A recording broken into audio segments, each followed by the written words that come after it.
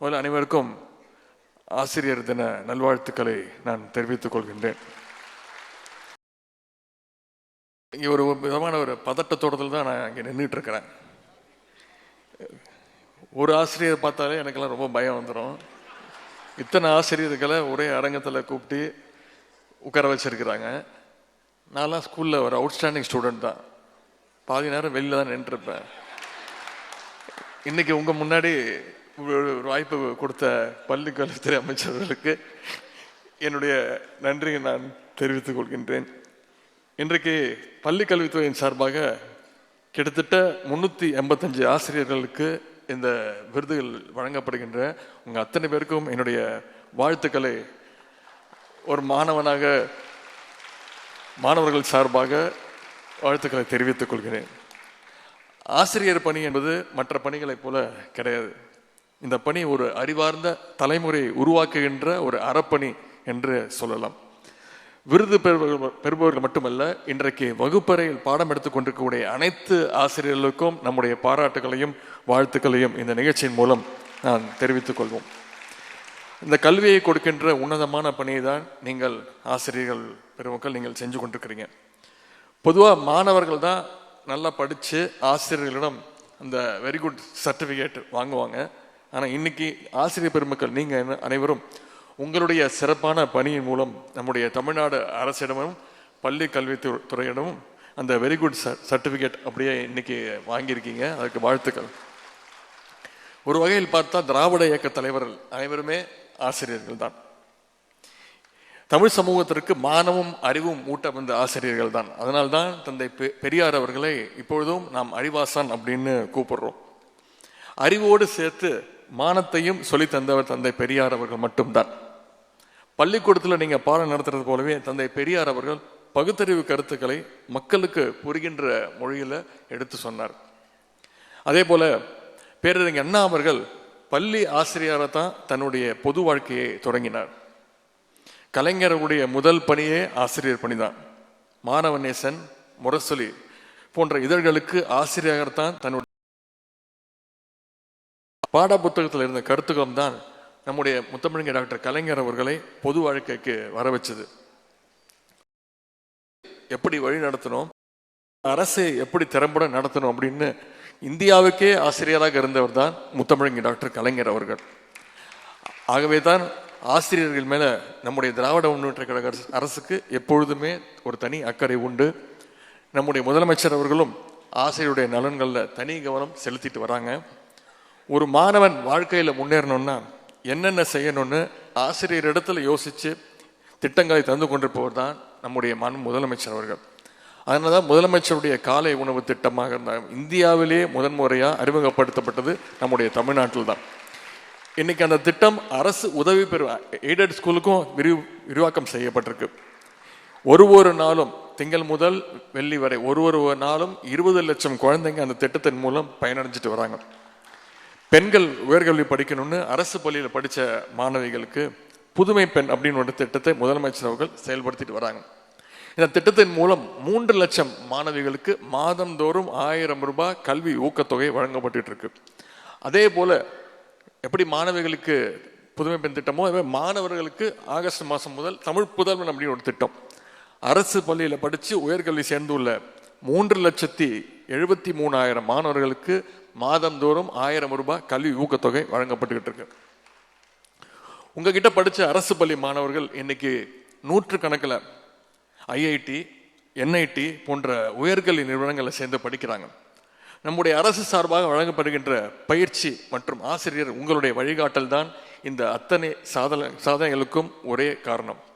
நம்முடைய முதலமைச்சர் அவர்கள் உயர்கல்விக்காக வெளிநாடு செல்கின்ற அரசு பள்ளி மாணவர்களுடைய முதல் பயண செலவையும் முதல் ஆண்டுக்கான முழு செலவையும் கழக அரசே ஏற்கும் அப்படின்ற ஒரு சிறப்பான அறிவிப்பு அறிவிச்சிருக்கிறாங்க.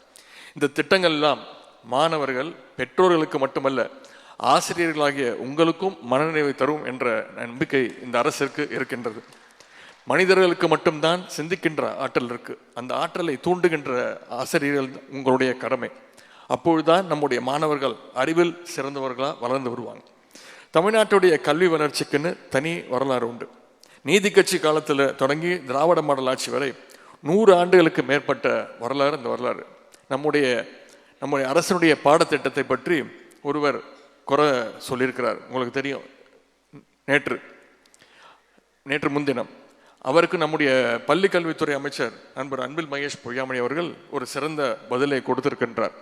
ஆனால் என்னை பொறுத்தவரை மாணவர்களை சுயமாக சிந்திக்கின்ற தூண்டுகின்ற கல்வி முறை தான் சிறந்த கல்வி முறை. அந்த வகையில் பார்த்தா இந்தியாவிலேயே தமிழ்நாட்டின் கல்வி முறை தான் மாணவர்களை சிந்திக்க வைக்கின்ற, எதையும் ஏன், எதற்கு, எப்படி என்று பகுத்தறிவோடு கேள்வி கேட்கின்ற கல்வி முறையாக நம்முடைய தமிழ்நாட்டுடைய கல்வி முறை அமைஞ்சிருக்கு. நம்முடைய தமிழ்நாடுடைய பாடத்திட்டத்தில் படித்த எத்தனையோ பேர் மிகச்சிறந்த விஞ்ஞானிகள்லாம் வந்திருக்கிறாங்க. வீரமுத்துவேல் மாதிரி இஸ்ரோவில் பெரிய பொறுப்புலையும் இருக்காங்க.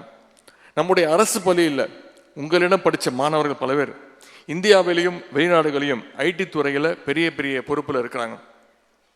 அப்படி இருக்கும் பொழுது தமிழ்நாட்டுடைய கல்வி முறையை குறை சொல்றதை எந்த நாளும் நாம் ஏற்க முடியாது. அப்படி யாராவது குறை சொன்னால் அது நம்முடைய பள்ளி மாணவர்களை, நம்முடைய ஆசிரியர்களை அவமதிக்கிறதுக்கு சமம். அதனை நம்முடைய முதலமைச்சர் அவர்களும் நம்முடைய திராவிட மாடல் அரசும் என்றைக்கும் அனுமதிக்க மாட்டார்கள் என்று கூறிக்கொண்டு, யார் என்ன சொன்னாலும் இப்போ நம்முடைய சிலபஸ் படிக்கின்ற மாணவர்கள் தான் எதிர்காலத்தில் இன்னும் பல சாதனைகளை படைக்கப் போவது உறுதி என்று கூறிக்கொண்டு, இந்த சாதனைக்கெல்லாம் இங்கே வந்திருக்கின்ற ஒவ்வொரு ஆசிரியர்கள் நீங்கள் ஒவ்வொருவரும் அடிப்படை காரணம் என்பதையும் நான் இங்கே கூறிக்கொள்ள விரும்புகின்றேன். நம்முடைய பள்ளி கல்வித்துறை அமைச்சர் அவர்கள் என்னுடைய துறை நிகழ்ச்சியை விட நான் அதிகமாக கலந்து கொள்வது அவருடைய துறை நிகழ்ச்சி தான். நான் எந்த மாவட்டத்திற்கு சென்றாலும் அங்கே ஏதாவது ஒரு நிகழ்ச்சி ஏற்பாடு செஞ்சிருவார். நேற்றும் இன்றும் நான் செங்கல்பட்டு காஞ்சிபுரம் மாவட்டத்தில் நிகழ்ச்சியில் கலந்து கொள்வதாக இருந்தது. அவர் இடத்துல கேட்டார், நான் 5ஆம் தேதி ஆசிரியர் நிகழ்ச்சி நடத்த வேண்டும் என்று நீங்கள் கலந்து கொள்ள வேண்டும் என்று கேட்டார். நான் ஊரில் இல்லை அப்படின்னு சொல்லிட்டேன். காஞ்சிபுரம் செங்கல்பட்டு மாவட்டத்தில் ஆய்வு நிகழ்ச்சிகள், திருமண நிகழ்ச்சிகள்லாம் இருக்குன்னேன். உடனே என்ன சொன்னேன், நான் அங்கேயே நடத்திடுறேன், நீங்கள் எங்கே இருக்கீங்களோ அங்கேயே நான் நிகழ்ச்சியை நடத்திடுறேன் அப்படின்ட்டார். நானும் அவருடைய நிகழ்ச்சிகளை பெரும்பாலும் கலந்து கொள்வது எப்படியாவது கலந்து கொள்வேன். ஏன்னா இங்கே இருக்கின்ற அமைச்சர்களே பார்த்தீங்கன்னா அவர் தான் அதிகமாக சுற்றிக்கிட்டே இருப்பார். எப்பயாவது பார்த்தீங்கன்னா ஒரு பள்ளியில் போய் ஆய்வு செஞ்சுட்டு இருப்பார். அப்படி இல்லைன்னா வெளிநாட்டில் இருப்பார். வெளிநாட்டில் மாணவர்கள் ஆசிரியர்கள்லாம் கூட்டிகிட்டு, நன்றாக படிக்கக்கூடிய மாணவர்கள், சிறப்பாக செயல்படக்கூடிய ஆசிரியர்கள்லாம் கூட்டிகிட்டு வெளிநாட்டுக்கு போயிடுவார். ஒரு வாரத்துக்கு முன்பு கூட பார்த்தீங்கன்னா அவர் ஹாங்காங்கில் இருந்தார். இப்படி அவர் எப்பெல்லாம் சென்னைக்கு வந்துடுறாரோ, தமிழ்நாட்டுக்கு வந்துடுறாரோ, அதனால் அவரை நான் எந்த நிகழ்ச்சிக்கு கூப்பிட்டாலும் கலந்து கொள்வது, அதை தவிர்க்க முடியாமல் கலந்து கொள்வேன். அந்த வகையில் இன்னைக்கு இந்த நிகழ்ச்சியில் கலந்து கொண்டிருக்கின்றேன். இந்த நேரத்தில் இங்கே வந்துள்ள ஆசிரியர்களுக்கு விளையாட்டுத்துறையினுடைய அமைச்சர் என்ற வகையில் ஒரு கோரிக்கையை முன்வைக்க விரும்புகின்றேன். வழக்கமாக நான் வைக்கின்ற கோரிக்கை தான், நீங்கள் எல்லாம் விருது பெற்றுள்ள ஆசிரியர்கள், நீங்கள் விருது பெறுவது போல நம்முடைய மாணவ செல்வங்களும் விளையாட்டில் பதக்கங்களை பெற வேண்டும். அதற்கு நன்றாக விளையாடுகின்ற மாணவன் ஆரோக்கியமாக இருப்பான். ஆரோக்கியமாக இருக்கக்கூடிய மாணவன் தான் நன்றாக படிப்பான். எனவே பிடி பீரியடை மட்டும் தயவு செய்து கடன் வாங்காதீங்கன்னு நான் கேட்டுக்கொள்கின்றேன். அதேபோல் இன்னொரு கோரிக்கை, விளையாட்டுத்துறையின் சார்பாக நாங்கள் வருடம் முதலமைச்சர் விளையாட்டு கோப்பை போட்டிகள் நடத்தி கொண்டிருக்கிறோம், பல்வேறு போட்டிகள் நடத்திட்டு இருக்கிறோம். இந்த நேரத்தில் பள்ளி கல்வித்துறைக்கு அமைச்சர்களுக்கு உங்கள் மூலம் ஒரு கோரிக்கை, ஆசிரியர்களுக்கும் எப்படி நாங்கள் மாணவர்களுக்கு போட்டி நடத்துகிறோமோ ஆசிரியர்களுக்கும் போட்டி நடத்துங்க.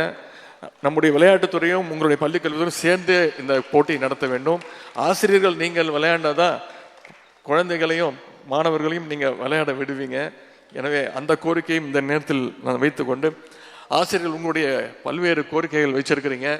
அண்ணன் லியோனி அவர்கள் சொன்னது போல, அண்ணன் நண்பரசன் அவர்கள் சொன்னது போல, இது டெங்கு காய்ச்சல்லாம் கிடையாது, சாதாரண ஒரு வைரல் ஃபீவர் தான், விரைவில் சரியாயிடும். அதற்கு நம்முடைய முதலமைச்சர் அவர்கள் சரியான மருந்தை உங்களுக்கு சரியான நேரத்தில் கொடுப்பாங்க என்று கூறிக்கொண்டு, விருது பெற்ற உங்கள் அனைவருக்கும் என்னுடைய வாழ்த்துக்களை கூறி விடைபெறுகின்றேன். நன்றி, வணக்கம்.